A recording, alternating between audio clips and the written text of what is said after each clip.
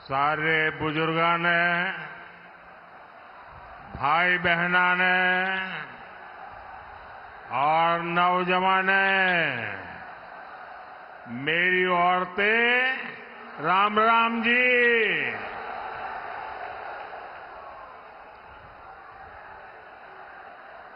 राजा नाहर सिंह और राजा जैत सिंह नागर जी की इस वीर धरा को प्रणाम करता हूं।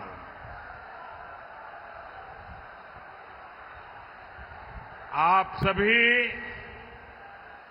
इतनी बड़ी संख्या में हमें आशीर्वाद देने आए हैं। दूर दूर तक जहां भी मेरी नजर पहुंच रही है, लोग ही लोग हैं। उत्साह और उमंग से भरा हुआ ये दृश्य चुनाव के नतीजों का एहसास दिला रहा है।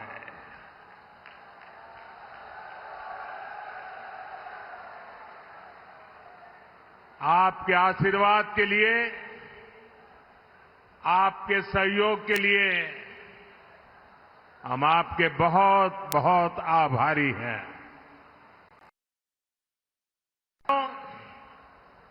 हरियाणा में तो चुनाव अभियान चल रहा है, लेकिन आज जम्मू कश्मीर में अंतिम चरण का मतदान हो रहा है।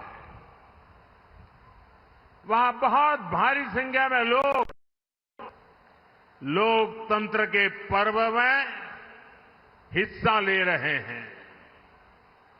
मैं जम्मू कश्मीर के सभी मतदाताओं से कहूंगा कि वे अपना वोट जरूर डालें। साथियों, मैं यहां नजर कर रहा हूं, काफी परिचित चेहरे नजर आ रहे हैं।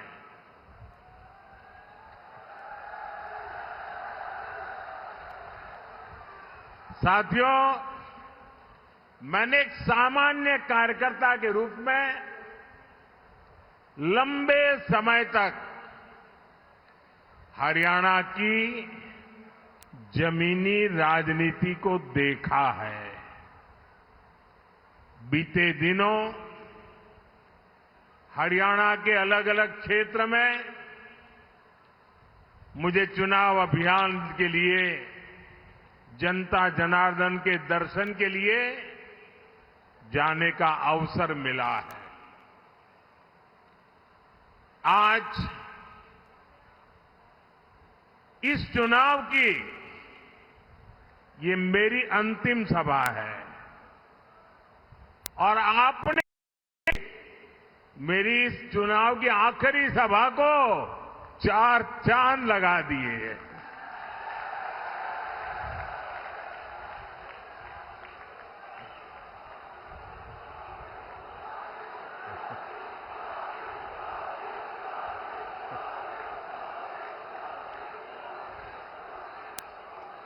आज गांव-गांव में चारों तरफ भाजपा की लहर है।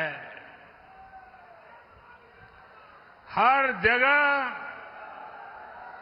एक ही आवाज गूंज रही है, भरोसा दिल से, भाजपा फिर से। भरोसा दिल से, भरोसा दिल से, भरोसा दिल से। हरियाणा का तो ट्रैक रिकॉर्ड रहा है। केंद्र सरकार में, दिल्ली में जिसकी सरकार रहती है, हरियाणा वहीं रहता है।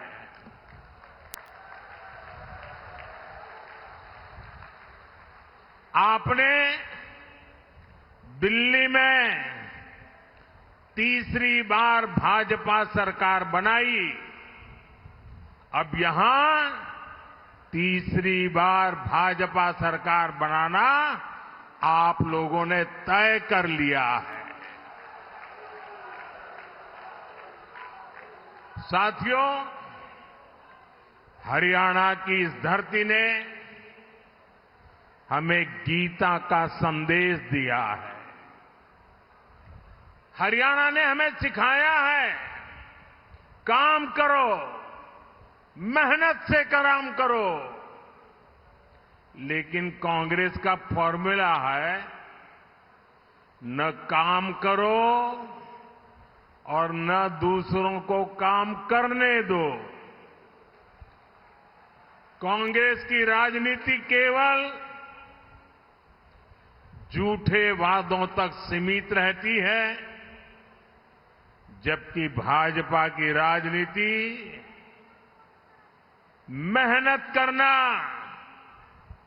और परिणाम ला करके दिखाना। हम मेहनत पे ध्यान केंद्रित करते हैं, हम परिणाम पर ध्यान केंद्रित करते हैं। और कांग्रेस कभी भी खुद मेहनत नहीं करती। कांग्रेस को लगता था कि 10 साल हो गए, हरियाणा वाले उन्हें थाली में परोसकर सत्ता दे देंगे। यही गलतफहमी कांग्रेस को मध्य प्रदेश में भी थी।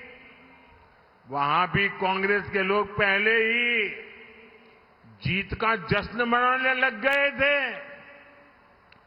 लेकिन वोटिंग के दिन मध्य प्रदेश की जनता ने कांग्रेस को दिन में तारे दिखा दिए, आईना दिखा दिया। यहां आपके पड़ोस में राजस्थान है, वहां भी कांग्रेस ने किसानों और नौजवानों को भाजपा के विरुद्ध भड़काने की भारी कोशिश की थी। लेकिन हुआ क्या? कांग्रेस धड़ाम हो गई, धड़ाम। अब यहां हरियाणा में भी यही होने जा रहा है, धड़ाम। हरियाणा के लोग कांग्रेस को यहां सरकार से सैकड़ों मील दूर रखने वाले हैं। साथियों, यहां हरियाणा में कांग्रेस के भीतर जो कलह मची है, हरियाणा के लोग इसे भी देख रहे हैं। कांग्रेस से सबसे अधिक नाराजगी तो दलित, पिछड़े और वंचित समाज की है। दलित समाज ने भी ठान लिया है, बापू बेटे की राजनीति को चमकाने का अब दलित मोहरा नहीं बनेंगे।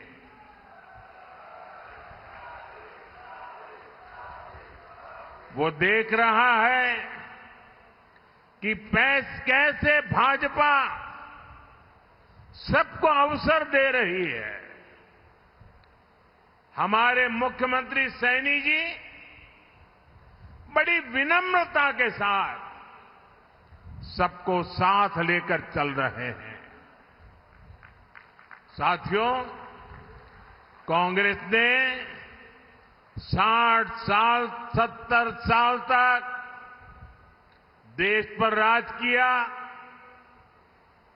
इतना मौका मिलने पर भी कांग्रेस ने देश के लोगों को तरसा कर रखा। सड़क, बिजली, पानी, शौचालय, पक्के घर, एक बहुत बड़ी आबादी मूल सुविधाओं से वंचित थी। कांग्रेस के भ्रष्टाचार का हाल ये था कि 1 रुपया अगर दिल्ली से निकलता था तो गरीब के घर तक जाते जाते 15 पैसा हो जाता था। देश पूछ रहा है ये वो कौन सा पंजा था जो 1 रुपये को घिस घिस करके 15 पैसा बना देता था। गरीबों के हक को लूटने वाले गरीबी हटाने का नारा देते थे। कांग्रेस ने देश के लिए जरूरी हर विषय को उलझाए रखा, वो उलझाने में एक्सपर्ट रहे हैं। कांग्रेस ने अयोध्या में राम मंदिर नहीं बनने दिया। कांग्रेस ने जम्मू कश्मीर में बाबा साहब आंबेडकर का संविधान पूरी तरह से लागू नहीं होने दिया। उसने हमारी बहनों को संसद और विधानसभा में आरक्षण से वंचित रखा। उसने हमारी मुस्लिम बहनों को 3 तलाक की समस्या में उलझाए रखा। यानी कांग्रेस ने देश की, देशवासियों की समस्याओं का समाधान नहीं किया, बल्कि अपने बेटे बेटी, अपना परिवार, उसको स्थापित करने में ही पूरी की पूरी शक्ति लगा दी। साथियों, आज मैं पूरे देश के सामने, पूरे हरियाणा के सामने एक सवाल रख रहा हूं। आखिर ऐसा क्या है कि कांग्रेस इतना कुछ गलत कर रहे हैं, इतने सारे पाप कर चुके हैं, फिर भी सरकार बनाने के सपने देखते हैं? मैं आपको बताता हूं कि आखिरकार कांग्रेस को ये सपने देखने की हिम्मत कहां से आती है। दरअसल कांग्रेस को लगता है कि भाजपा के समर्थकों, ये सारे देशभक्ति से भरे हुए लोग हैं। ये देशभक्ति से भरे हुए लोगों का, उनको भ्रमित करना, उनको तोड़ना, उसका कुछ रास्ता उनके दिमाग में चलता रहता है। बंद कमरों में कांग्रेस के नेता आप लोगों के लिए यही कहते हैं, कभी जात पात के नाम पर कहीं एक समाज को दूसरे से लड़ाकर कांग्रेस इस देश से देशभक्ति को ही चूर चूर करना चाहती है। कांग्रेस को लगता है कि देश के लोगों में एकता की भावना जितनी मजबूत होगी, कांग्रेस का जीतना उतना ही मुश्किल होने आ जाता है। और इसलिए कांग्रेस देशभक्तों की एकता तोड़ने के लिए नए नए प्रयोग कर रही है। लोकसभा चुनाव के दौरान उसने यही झूठ के प्रयोग किए थे। महात्मा गांधी सत्य के प्रयोग करते थे, ये झूठ के प्रयोग करते हैं। अब यहां हरियाणा में भी कांग्रेस उसका विस्तार कर रही है। साथियों, कांग्रेस को ये लगता है कि उसका अपना वोट बैंक तो पक्का है। वो सोचती है कि बटेंगे लड़ेंगे वो लोग जो भारत से प्रेम करते हैं। हमें कांग्रेस की सोच और साजिश को कभी भी सफल नहीं होने देना है। इसलिए हमें आज संकल्प लेना है, पूरे हरियाणा को संकल्प लेना है। जो लोग भारत को प्रेम करते हैं, वे सबके सब एकजुट रहेंगे। हम एक हैं और हम एक होकर देश के लिए वोट करेंगे। हम एकजुट होकर अपने बच्चों के भविष्य के लिए वोट करेंगे। हम एकजुट होकर अपनी बेटियों की सुरक्षा के लिए वोट करेंगे। हम एकजुट होकर बिना खर्ची पर्ची के नौकरी के लिए वोट करेंगे। हम एकजुट होकर हरियाणा में नए निवेश, नई नौकरियों के लिए वोट करेंगे। हम एकजुट होकर अच्छी सड़कों, बेहतर सिंचाई के लिए वोट करेंगे। साथियों, कांग्रेस का सिर्फ और सिर्फ एक ही एजेंडा है, वोट के लिए तुष्टीकरण, ज्यादा से ज्यादा तुष्टीकरण। आप देखिए कांग्रेस आज क्या कर रही है। कांग्रेस कहती है और डंके की चोट पर कहती है और करती भी है। कांग्रेस कहती है कि वो दलितों और पिछड़ों का आरक्षण खत्म कर देंगे। कर्नाटका में इन्होंने यही तो किया है। जैसे ही कर्नाटका में कांग्रेस की सरकार बनी, इन्होंने दलितों, पिछड़ों का आरक्षण छीन लिया।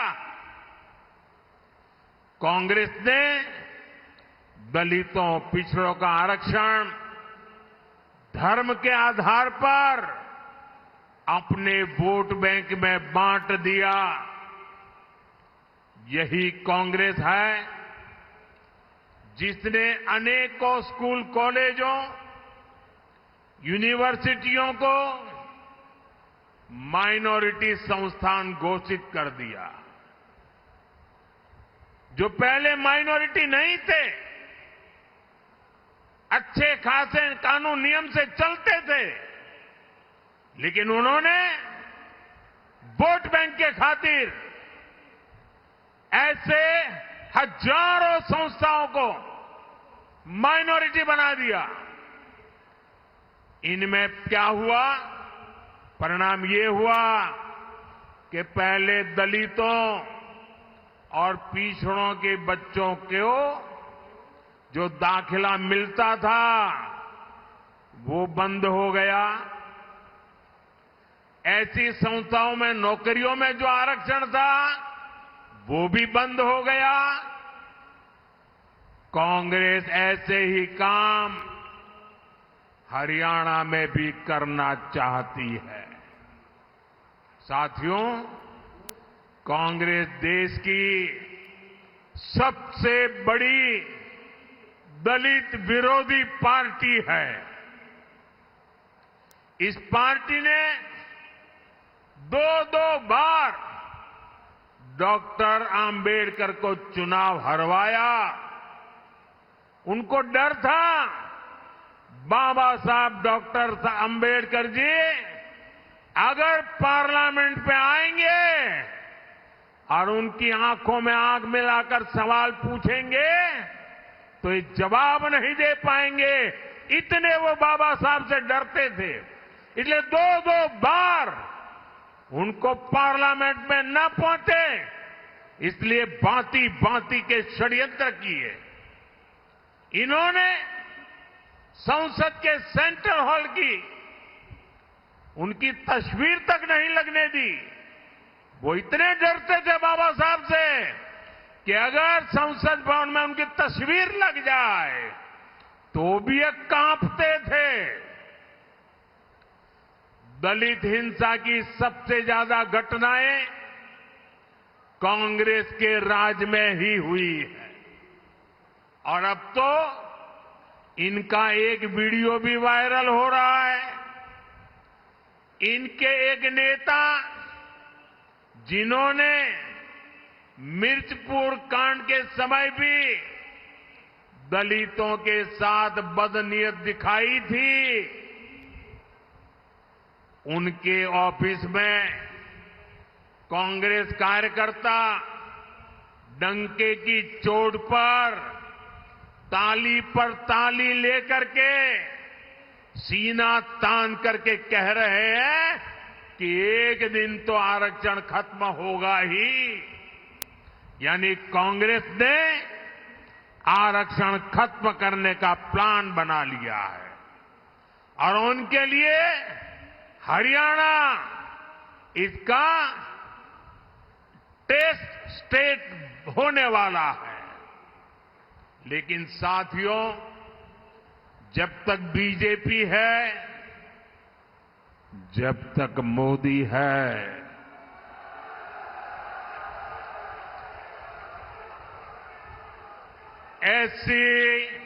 एससी और ओबीसी समुदाय को संविधान से मिले आरक्षण का हक कोई नहीं छीन सकता।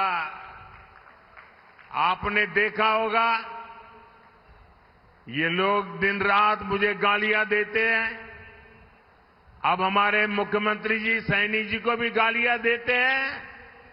हमारा और कोई गुनाह नहीं है, हमारा गुनाह यही है कि हम ओबीसी अति पिछड़ी मां की कोख से पैदा हुए हैं, इसलिए गालियां दे रहे हैं। साथियों, आज की कांग्रेस अर्बन नक्सलियों के शिकंजे में है। दुनिया में जो जो भारत को बदनाम करने में जुटे हैं, जो हमारे दुश्मनों के एजेंडे को आगे बढ़ाते हैं, कांग्रेस के नेता उनको खुलेआम गले से लगाते हैं।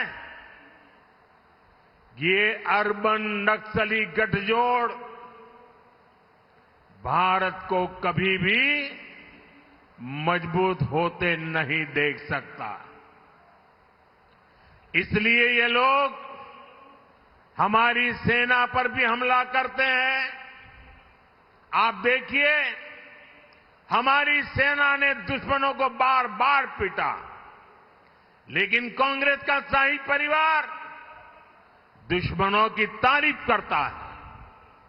साथियों, मैं सोशल मीडिया पर कुछ पोस्ट देख रहा था। वहां कांग्रेस को लेकर कुछ लोगों ने कुछ पोस्टर डाले थे। इनमें लिखा था कि कांग्रेस के लोग जोर जोर से कहते हैं कि 370 वापस लाएंगे, लेकिन कांग्रेस ने एक बार भी कभी ये नहीं कहा कि पीओ को वापस लाएंगे। पीओ के वापस लाना उनके मुंह से नहीं निकलता है। कांग्रेस ने देश का मुकुट तोड़ दिया, कश्मीर के भी टुकड़े कर दिए, इतना बड़ा हिस्सा गंवा दिया। ये उस पीओके को वापस लाने की बात नहीं करते, लेकिन ये लोग 370 वापस लाना चाहते हैं। ये बातें आज सोशल मीडिया पर कांग्रेस के लिए लिखी जा रही है। सही में ये देश का दुर्भाग्य है। 370 की वापसी के मुद्दे पर कांग्रेस को कौन उसकी तारीफ कर रहा है? कांग्रेस को पाकिस्तान की सरकार ने भरपूर समर्थन दिया है। अब आप ही बताइए, जो एजेंडा पाकिस्तान को पसंद है, वो कट्टर देशभक्त मेरे हरियाणा के लोगों को क्या कभी भी पसंद आ सकता है? क्या कभी भी पसंद आ सकता है क्या?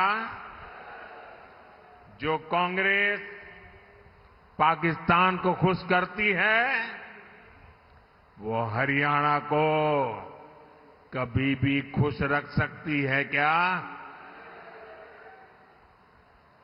साथियों, कांग्रेस देश की सबसे बेईमान और धोखेबाज पार्टी है।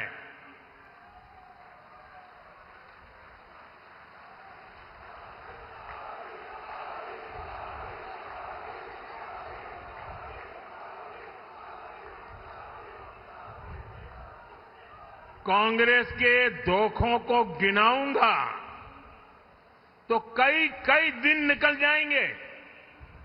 मैं सिर्फ एक उदाहरण देता हूं। कांग्रेस ने देश की रक्षा करने वाले, देश के लिए शहीद होने वाले फौजियों तक धोखा किया। 40 साल तक कांग्रेस ने वन रैंक वन पेंशन नहीं दिया। सिर्फ 500 करोड़ रुपए दिखाकर कांग्रेस कहती थी OROP, one rank one pension, 500 crore.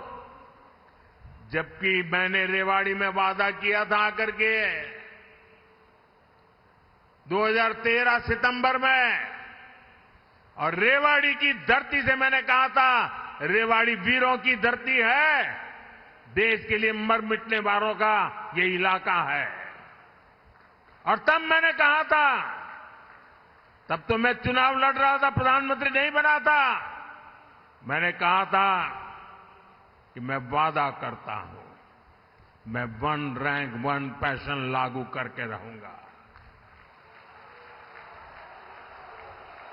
और हमने लागू किया, और लागू किया तो फौजी परिवारों को करीब करीब 1.25 लाख करोड़ रुपए दिए।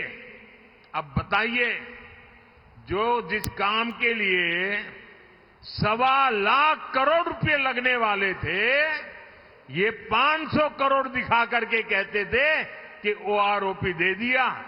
क्या ये धोखा है कि नहीं है? धोखा है कि नहीं है? ये फरेब है कि नहीं है? ये झूठ है कि नहीं है? यहां हरियाणा में भी हमारे फौजी परिवारों को 10,000 करोड़ रुपए से ज्यादा मिले हैं। मोदी के लिए फौज की प्राथमिकता सबसे बड़ी है, फौज का सम्मान सबसे बड़ा है। और कांग्रेस से हम इसकी कोई उम्मीद नहीं कर सकते। साथियों, कांग्रेस की कथनी और करनी में हमेशा फर्क रहा है। कांग्रेस ने, ये पड़ोस में हिमाचल प्रदेश है, कांग्रेस ने हिमाचल की बहनों और नौजवानों को भी ऐसा धोखा दिया है, हिमाचल कभी भी कांग्रेस को माफ नहीं करेगा। कांग्रेस ने, जैसे यहां हरियाणा में कांग्रेस वाले अनाप शनाप बोल रहे हैं ना, ऐसा ही उन्होंने हिमाचल में किया था। कांग्रेस ने वहां चुनाव जीतने के लिए कहा था कि हर महीने बहुत सारे पैसे देंगे। आज 2 साल हो चुके हैं, उन्हें कुछ नहीं मिला। कांग्रेस ने पहली कैबिनेट में ये लाखों नौकरियों पर मुहर लगाने का वादा किया था। वहां इन लोगों ने सरकारी कर्मचारियों को बड़े बड़े सपने दिखाए। आज उनको तनख्वाह भी समय पर नहीं मिल रही है। कहा तो कांग्रेस को हिमाचल के लोगों से माफी मांगनी चाहिए थी, लेकिन कांग्रेस को ठगी की लत लगी है। वो अब कांग्रेस वाले हरियाणा वालों को भी वो ठगी की लत के कारण अब झूठे झूठे वायदे बेच रहे हैं। कांग्रेस यहां हरियाणा के किसानों को तारे तोड़कर लाने की बातें कर रही है, लेकिन आप याद रखिए, जहां उसकी सरकार है, कर्नाटका में है, तेलंगाना में है, वहां इनमें से एक भी वादा लागू नहीं करते हैं। यानी कांग्रेस की नीयत में ही खोट है। साथियों, कांग्रेस हरियाणा के नौजवानों के हितों के खिलाफ है। यहां हरियाणा में भाजपा सरकार ने करीब 1.5 लाख सरकारी नौकरियां दी, और वो भी बिना खर्ची पर्ची नौकरियां दी है। हजारों कर्मचारियों को पक्का किया। लेकिन अब कांग्रेस वाले फिर वही खर्ची पर्ची सिस्टम हरियाणा में वापस लाना चाहते हैं, आप पर थोपना चाहते हैं। सरकार बनने के आसार, वो आशा छोड़ चुके हैं। दूर दूर तक कोई आसार नजर नहीं आ रहे हैं। लेकिन लूट खसूट का बंटवारा अभी से हो गया है। ये है कांग्रेस की सच्चाई। साथियों, कांग्रेस की नस नस में भ्रष्टाचार दौड़ता है। ये दलालों और दामादों की पार्टी बन गई है। कांग्रेस के राज में यहां जमीन की दलाली करने वाले मालामाल हो गए हैं, या तो दामाद जी मालामाल हो गए हैं। ये 2 ही लोग फले फूले हैं। जबकि किसान के नसीब में क्या आया? किसान को तो सिर्फ 2 रुपये का मुआवजा मिला। जो लोग 10 साल पहले हुड्डा जी की सरकार थी ना, हर किसान कहता है ये तो 2 रुपया मुआवजे वाली बड़ी आफत आई, और किसानों के घर में चेक पहुंचा क्या? 2-2 रुपया का चेक। और उस सरकार की पहचान थी किसानों के घर में, किसानों के दिल में, कि 2 रुपया मुआवजे वाली सरकार है। जबकि भाजपा सरकार हजारों रुपये का सम्मान निधि सीधी उनके बैंक के खाते में पहुंचाती है। प्राकृतिक आपदा होती है तो सही मुआवजा देती है। साथियों, आज कांग्रेस यहां एमएसपी को लेकर बड़ी बड़ी बातें कर रही है, लेकिन कांग्रेस की सरकार यहां सिर्फ 3-4 फसलों पर एमएसपी देती थी। वो दिन जरा याद करिए, जबकि भाजपा सरकार 24 फसलों की खरीद एमएसपी पर कर रही है। पिछले 8 सीजन में एमएसपी के रूप में यहां के लाखों किसानों को 1,10,000 करोड़ रुपए से भी अधिक मेरे किसानों के खातों में गए हैं, उनको मिले हैं। आज यहां 20 से ज्यादा फल और सब्जियों के लिए भावांतर दिया जा रहा है। बाजरा और सूरजमुखी के लिए भी 900 करोड़ रुपए से अधिक इसका भावांतर दिया जा गया है। इससे हरियाणा के किसानों की बड़ी मदद हुई है। साथियों, आज मैं हरियाणा की माताओं, हमारी बहनों, हमारी बेटियों में भाजपा के प्रति सबसे अधिक उत्साह देख रहा हूं। यहां भी मैं देख रहा हूं, दूर दूर तक माताएं बहनें बैठी हुई है। हरियाणा की बेटियां आज चारों तरफ झंडे गाड़ रही है। भाजपा सरकार की हर योजना माताओं, बहनों, बेटियों में नया आत्मविश्वास पैदा कर रही है। मैं अखबार में एक बहन का इंटरव्यू पढ़ रहा था। उनको नमो ड्रोन दीदी योजना के तहत ड्रोन पायलट की ट्रेनिंग मिली है। वो बहन बताती है कि इस खरीफ सीजन में ही उन्होंने 800 एकड़ खेती पर ड्रोन से दवाई का स्प्रे किया और इससे उनको 3 लाख रुपए की कमाई हुई। एक सीजन में हमारे गांव की किसान की बेटी ड्रोन चला करके,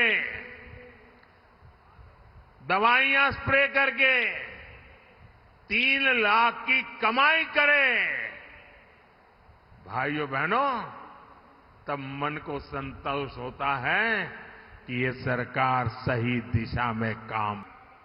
ड्रोन से दवाई का स्प्रे किया और इससे उनको 3 लाख रुपए की कमाई हुई। एक सीजन में हमारे गांव की किसान की बेटी ड्रोन चला करके, दवाइयां स्प्रे करके 3 लाख की कमाई करे। भाइयों बहनों, तब मन को संतोष होता है कि ये सरकार सही दिशा में काम कर रही है। जिन बहनों ने जिनके नसीब में कभी भी साइकिल या मोटरसाइकिल नहीं चलाने का सौभाग्य नहीं आया था, वो अब ड्रोन पायलट बन रही है। जो बहनें कभी सिर्फ परिवार पर आश्रित होने पर, परिवार पर ही आश्रित होकर के मजबूर रहती थी, वो आज लखपति दीदियां बनकर के परिवार का सहारा बन रही है। साथियों, भाजपा सरकार हरियाणा के विकास को, हर क्षेत्र के विकास को नई गति दे रही है। बल्लभगढ़ तक मेट्रो पहुंच चुकी है और अब पलवल भी मेट्रो से कनेक्ट होने वाला है। पलवल देश का हाईवे हब भी बन रहा है। भाजपा सरकार पूरे ब्रज क्षेत्र के विकास पर जोर दे रही है। इसका फायदा यहां के लोगों को मिलेगा। पड़ोस में जेवर अंतर्राष्ट्रीय हवाई अड्डे से भी आपको बहुत लाभ होगा। ये एरिया रेल कनेक्टिविटी का भी हब बनता जा रहा है। Palwal, Sonipat orbital railway corridor हो या फिर मालगाड़ियों के लिए स्पेशल कॉरिडोर, यहां के किसानों और उद्योगों के लिए अवसर ही अवसर है। वल्लभगढ़ में कॉलेज और पृथला में स्किल यूनिवर्सिटी बनने से भी नौजवानों को सुविधा मिली है। नाहरसी क्रिकेट स्टेडियम का निर्माण भी यहां के युवाओं को बहुत मदद करने वाला है। साथियों, ये चुनाव नया इतिहास बनाने का है। ये चुनाव हरियाणा को विकास की नई बुलंदी देने का है। दिल्ली में आपका ये बेटा बैठा है।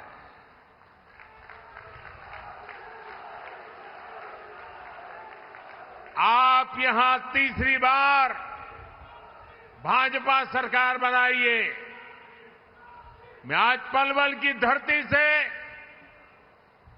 पूरे हरियाणा के मेरे जागरूक मतदाताओं को, देशभक्त मतदाताओं को आग्रह करता हूं कि आप रिकॉर्ड वोटों से फिर एक बार भाजपा की सरकार बनाइए।